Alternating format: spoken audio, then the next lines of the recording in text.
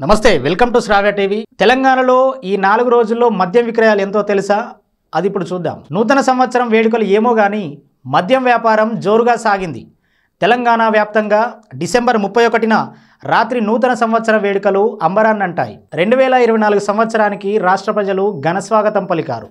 పల్లెలు పట్టణాలు అనే తేడా లేకుండా యువత పెద్దలు పార్టీలో మునిగిపోయారు. దీంతో పలు ప్రాంతాల్లో మద్యం ఏరులై పారింది. ముఖ్యంగా న్యూ ఇయర్ వేడుకల పేరిట యువత ఫుల్లుగా తాగేశారు. వేలాది బాటిళ్లను ఖాళీ చేశారు. ఫలితంగా డిసెంబర్ 28, 29, 30, 31 తేదీల్లో తెలంగాణలోని అన్ని ప్రాంతాల్లో మద్యం విక్రయాలు రికార్డు స్థాయిలో పెరిగాయి. నూతన సంవత్సరం వేడుకల సందర్భంగా రాష్ట్రంలో భారీగా మద్యం విక్రయాలు జరిగాయి. డిసెంబర్ 28 నుంచి 31 తేదీ వరకు రాష్ట్ర వ్యాప్తంగా 770 కోట్ల మద్యం విక్రయాలు జరిగాయి.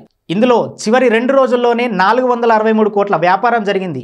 దీనిని బట్టి చూస్తే న్యూ ఇయర్ వేడుకల్లో యువత పెద్దలు ఏ స్థాయిలో మద్యానికి ప్రాధాన్యతనిచ్చారో అర్థమవుతోంది. రాష్ట్రంలో సాధారణంగా నెలకు 2500 కోట్ల మద్యం అమ్మకాలు జరుగుతుంటాయి. కానీ డిసెంబర్ నెలలో చివరి 4 రోజుల్లోనే 4వ వంతు మద్యం విక్రయాలు జరగడం విశేషం. మరోవైపు నూతన సంవత్సరం వేడుకల సందర్భంగా మద్యం తాగి వాహనాలు నడిపిన వారి పట్ల పోలీసులు కఠిన చర్యలు తీసుకున్నారు.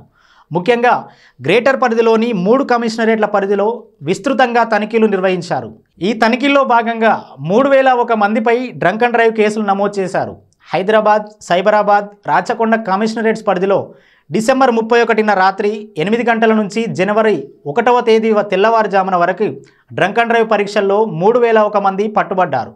వీరిలో ఎక్కువ మంది ద్విచక్ర వాహనదారులు ఉన్నారు.